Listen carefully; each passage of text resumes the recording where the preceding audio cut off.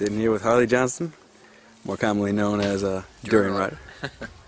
So, we're here at Doug's Health and Fitness Week, and we mentioned something earlier about your VO2MAX. Yeah. You want to talk about that again?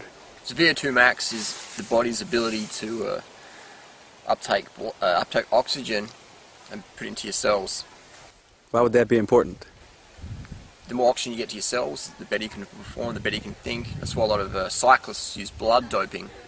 So you have more red blood cells, you can get more oxygen into your system and get them to your cells, and energy goes up. Or they use EPO, which increases red blood cell count, and that increases oxygen uptake. So things like that. So I mean, it's oxygen. Breathing's life. If you don't breathe enough, then I guess the analogy would be like trying to run and just breathe through your nose. You can only do that so far, but if you can breathe through your mouth as well, you can get more oxygen in. So that's why VO2MAX and having it higher is better for performance. That certainly seems to make sense.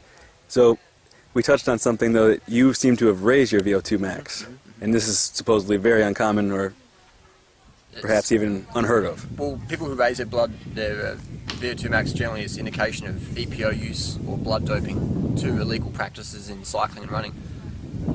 I've talked to some professors about it, and they didn't want to know. They did sort of a bit skeptical, and I'm like, well, yeah, your fellow professors actually did the study. They did my VO2MAXs, and I attribute that to dietary changes, but they didn't want to know about that.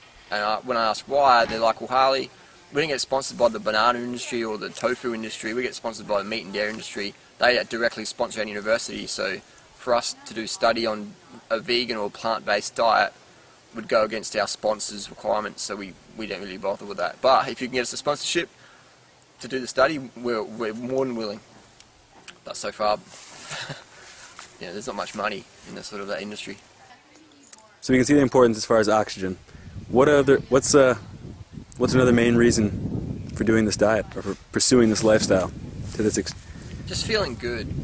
Like just before I had a 3-hour sleep nap on the trampolines over there in the sun, and it just felt bliss. You get in touch with your body's requirements when you don't have all the animal adrenaline in your system, or you're jacked up on coffee or caffeine or cacao or whatever. You're not jacked up on stimulants and animal adrenaline all the time.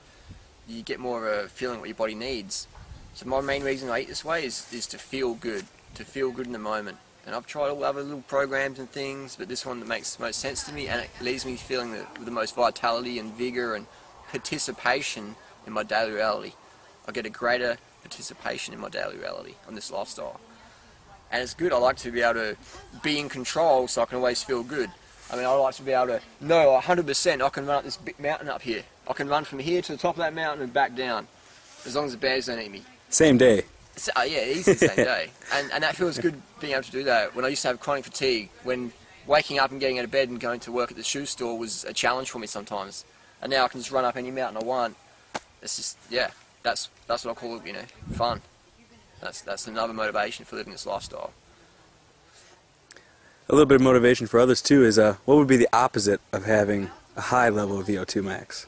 Be low level would be what you see walking around the street in your local town. It'd be people, gasping for breath just to walk up some stairs, or gasping for breath just to, catch your children, or gasping for breath just doing basic things.